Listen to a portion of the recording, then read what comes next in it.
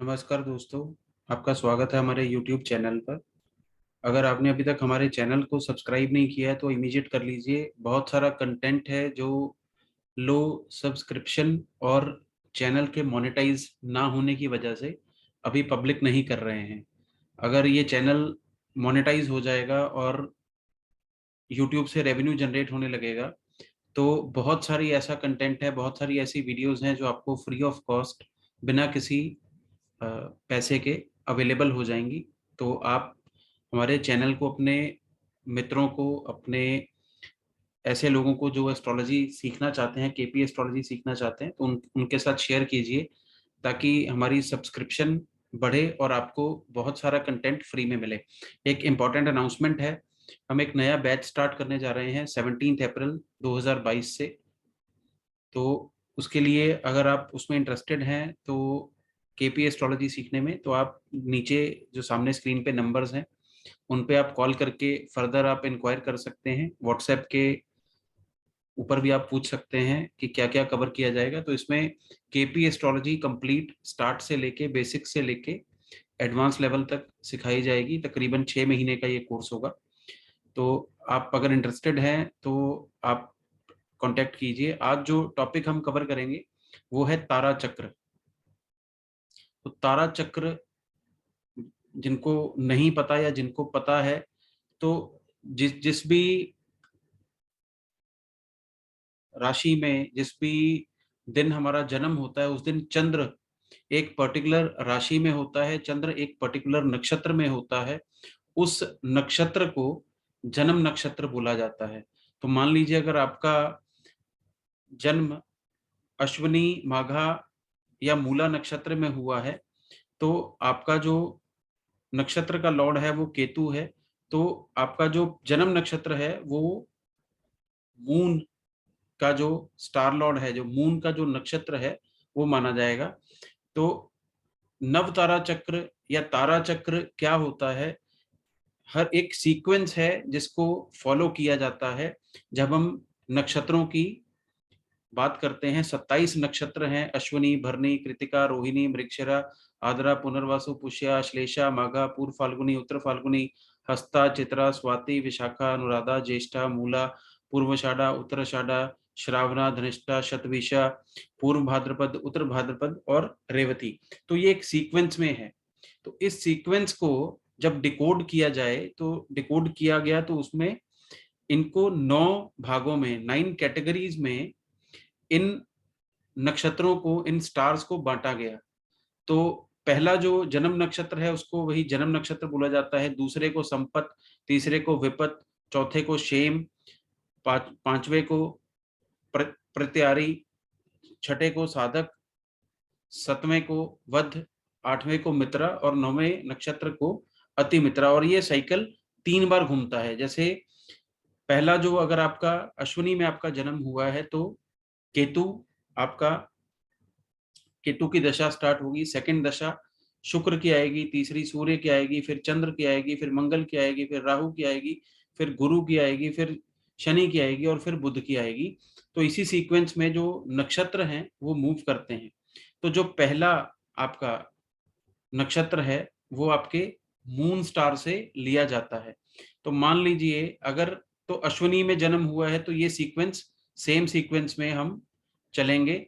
और अगर आपका जन्म मान लीजिए किसी और नक्षत्र में हुआ है, मान लीजिए आपका पुनर्वसु नक्षत्र जो कि 7वां नक्षत्र है, तो अगर इसमें हुआ है तो इसको हम पहला मान लेंगे और यहां से फिर गिनती स्टार्ट करेंगे। यहां से हम आगे जो गिनती है वो स्टार्ट करेंगे। तो जो पहला स्टार है, जो पहली कैटेगरी है वो जन्म नक्षत्र की है। तो जन्म नक्षत्र हमारा पुनर्वासु है, क्योंकि जिस दिन जन्म हुआ उस दिन चंद्र गुरु के पुनर्वासु नक्षत्र में था। तो दूसरा जो नक्षत्र है वो संपत, वो संपत नक्षत्र कौन सा बनेगा? पुष्या बनेगा, क्योंकि ये एक सीक्वेंस से फॉलो करते हैं। तो दूसरा वो बना। तीसरा विपत, वो बनेगा बुध का। चौथा शेम बनेगा केतु का, माघा। इस तरह से हम पूरे सीक्वेंस में चलते जाएंगे।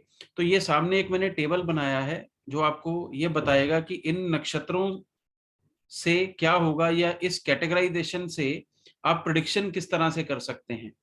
तो जैसे मैंने आपको बताया कि ये नाम अगर आप इनके देखेंगे तो जन्म नक्षत्र जो है वो पर्टिकुलर किस चीज की बात करेगा। पहला नक्षत्र आपके फिजिक की बात करेगा, ट्रबल टू बॉडी की बात करेगा। दूसरा नक्षत्र संपत, वो वेल्थ और फॉर्चून की बात करेगा, वो आपको धन और संपत्ति देने की बात करेगा। विपत, जिस तरह से विपत्ति, विपत तीसरा जो नक्षत्र रहेगा आपके जन्म से, वो आपको डेंजर देगा, क्राइसिस देगा। चौथा शेम, वो ओवरऑल वेलबींग और प्रॉस्पेरिटी देगा। पांचवा जो नक्षत्र है आपके जन्म से, वो परेशानियां, दिक्कत देगा, खास करके 23वां नक्षत्र।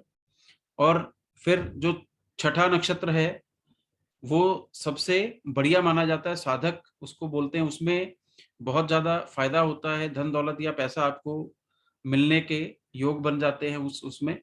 फिर सेवंथ, जैसे नाम से है वध, तो वध आपको डेथ, डेंजर और मिसफॉर्चून, इन तीन चीजों को वो देगा। तो इसी तरह आठवां मित्रा, वो वेल्थ, प्लेजर, हैप्पीनेस और दोस्ती, यारी दोस्ती की बात करता है। और फिर अति मित्रा, बेस्ट फ्रेंड्स और गेम्स की बात होती है। तो इसी सर्कल में जो ये 9 के 3 साइकिल में ये नक्षत्र मूव होते हैं, उसी में ये जो आपके नक्षत्र हैं वो भी चलेंगे। तो पहला नक्षत्र, 10वां नक्षत्र और 19वां नक्षत्र, ये आपके जन्म नक्षत्र की कैटेगरी में आएंगे। अब मान लीजिए अगर किसी का पुनर्वसु पहला नक्षत्र है तो उसका 10वां कौन सा हुआ, यहां पे अगर आप देखें ये पुनर्वसु लिखा है, पुनर्वसु के आगे 16वां लिखा है विशाखा, और 25वां लिखा है पूर्व भाद्रपद। तो ये तीन जो नक्षत्र हैं ये जन्म नक्षत्र माने जाएंगे। अब इसको अगर आप देखोगे यहाँ पे, ये 10वां, 11वां, 12वां, 13वां, 14, 15, 16, 17, 18, 19, 20। तो ये आप देखिए, पहला नक्षत्र गुरु का,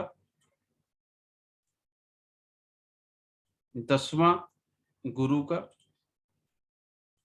19वां गुरु का। तो ये मैंने जो लाल रंग किया है, ये 19वां जो नक्षत्र है, ये नक्षत्र परेशानी का कारण हो सकता है। 19वां नक्षत्र व्यक्ति को परेशानी देगा। तीसरा, 12वां और 21वां नक्षत्र जन्म नक्षत्र से, तीसरा, 12वां और 21वां विपत, ये मुसीबतें या जिंदगी में परेशानी लेके आएगा। 5वां, 14वां और 23वां नक्षत्र जन्म नक्षत्र से गिनते हुए जब चलेंगे, जैसे यहाँ पे मैंने पुनर्वसु से गिनती शुरू की, तो आपका अगर किसी का मान लीजिए जन्म स्वाति नक्षत्र में होगा तो यहां से वो एक लिख के आगे गिनती स्टार्ट करेंगे।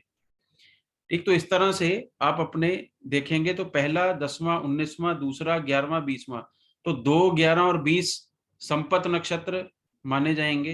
तो ये नक्षत्र आपको पैसा देंगे, ये आपके फायदे के हैं। 4, 13 और 22 आपके फायदे के हैं। 6, 15 और 24 आपके फायदे के हैं। 8, 17 और 26 फायदा देंगे। 9, 18 और 27 फायदा देंगे। अब इसको देखा कैसे जाएगा, जैसे कि हम केपी एस्ट्रोलॉजी में देखते हैं कि कोई भी प्लेनेट है हम उसको उसके नक्षत्र में देखते हैं। तो जो प्लेनेट, जो मैंने ये रेड या ऑरेंज किए हैं, इन सीक्वेंस, इन नंबर्स, आपके जन्म नक्षत्र से तीसरा नक्षत्र जो भी होगा, उस स्टार में जो प्लेनेट होगा वो परेशानी लेके आएगा। आपके जन्म से 12वां जो नक्षत्र है, उस नक्षत्र में अगर कोई प्लेनेट होगा तो वो परेशानी का कारण बनेगा। अगर आपके जन्म से 21वां जो भी नक्षत्र है, जो भी स्टार होगा, उसमें जो प्लेनेट होगा वो परेशानी का कारण बन सकता है। इसी तरह 5, 14 और 23 और 7, 16 और 25 आपके जन्म नक्षत्र से गिनते हुए जब आप सीक्वेंस को चेंज करके आप आगे बढ़ोगे, जन्म नक्षत्र को पहला मान के बाकी आगे गिनती इस तरह से बढ़ाओगे, तो आपको समझ में आएगा कि आपकी आपके जीवन में कौन कौन से प्लैनेट्स या कौन कौन से टाइम में आपको परेशानी आने वाली है या आपको फायदा मिलने वाला है, कौन सा प्लैनेट आपके लिए अच्छा रिजल्ट देगा, कौन सा प्लैनेट आपके लिए बुरा रिजल्ट लेके आएगा। अब इसको तीसरा, पांचवा और सातवां नक्षत्र की जब हम बात करते हैं, तो ये लॉन्गेविटी या आयु निर्धारण के समय पे भी इस्तेमाल होते हैं।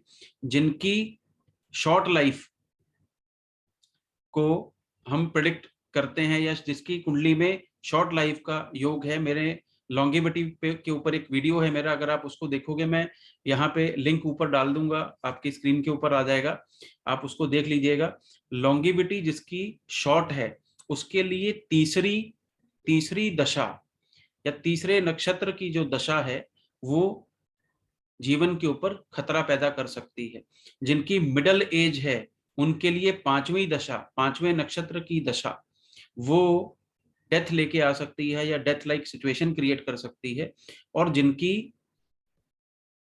पूर्ण आयु है, जिनकी एज 66 प्लस है, वो अपनी सातवीं दशा में, जब उनके जन्म से सातवीं दशा लगती है या सातवां नक्षत्र ऑपरेट होता है, वो दशा उनके लिए खतरनाक होती है या उनकी लाइफ को वो एंड कर सकती है। तो दोस्तों, ये तारा चक्र बहुत पुराना कॉन्सेप्ट है, बहुत सारे सॉफ्टवेयर में ये अवेलेबल होता है।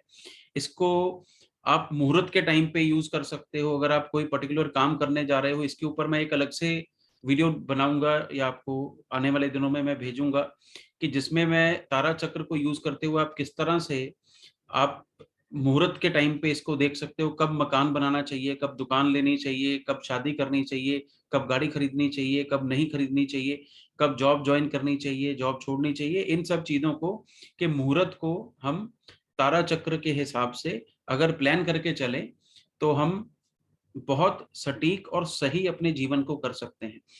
तारा चक्र और इन नक्षत्रों का, इन 27 नक्षत्रों का गेम अगर आपको समझ में आ जाए, तो आप बहुत इजीली अपनी लाइफ को आसानी से जी सकते हो। तो अगर आपको मेरा ये वीडियो, शॉर्ट वीडियो पसंद आया हो और आपके कोई सवाल हो, आपके कोई डाउट्स हो, तो आप मुझे प्लीज कमेंट सेक्शन में आप पूछ सकते हैं।